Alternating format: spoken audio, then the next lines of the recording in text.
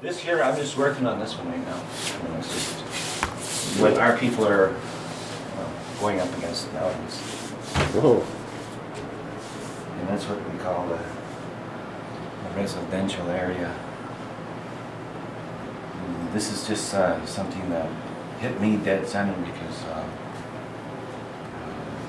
it's affected every generation, 4 generations. Where we have our pipe, but they have their cross. It's affected our families where they were placed in the residential schools, they were placed in the foster homes, they were killed off.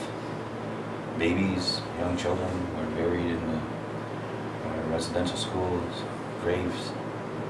They were supposed to be taking care of us. So then, even today, my brother was sharing with me that he was abused, or he's got problems with being abandoned, and we were abandoned when we were kids. Alcohol, the devastation, families falling apart, and this here really hit this dead center because my girlfriend, we just found each other after 26 years. And she was abused by that system too.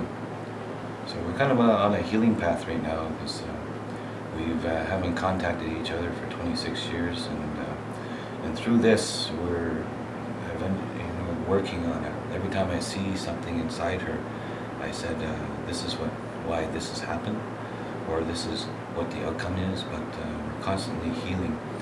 So the art itself is becoming a healing mechanism to where I can get it all out on canvas. So when I drew this up and I started painting it, I started crying because it happened to my grandmother, it happened to my mother and father, and it displaces where children say that illegally apprehended us, and today we're fighting that in the courts. Is that illegally apprehending is taking the kids without any probable cause and taking them away from their family, their culture, their language, and their identity, just stealing their identity like that.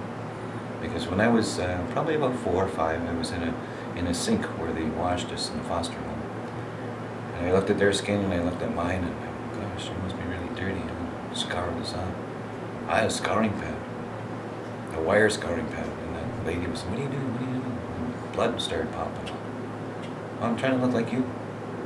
She said, no, you're not, you're native. And then that's when I really come to the conclusion is that I'm here in a foreign home. I'm here without my real family. We can start from the very pits, in the very bottom of the barrel, and crawl up and get out of there and start moving on with life. And that's our healing, and this is my healing, the art and tradition and dance and song. And I love the people that are following and having their children close to them at the powwows, because that's what I seen years ago back. And I see a lot of my friends are at powwows nowadays, and it's always good. You see them next weekend, weekends after, and that's one thing about it, is the sharing and caring amongst our communities. And that's going to bring more people together. So I guess this would be all I can say for you. And the show, September 10th, I'll be happy to seeing everybody there. And what I've shared is just a little bit of me. My daughter and my family will be doing an introductory of opening with a prayer, a song and dance, and some food at the grassroots level. So everyone's welcome to come over September 10th, 2 o'clock. We'll have the opening of the Transmetamorphasis show. I'd like to thank the Huronia Museum, and we say God bless to all you. Miigwech.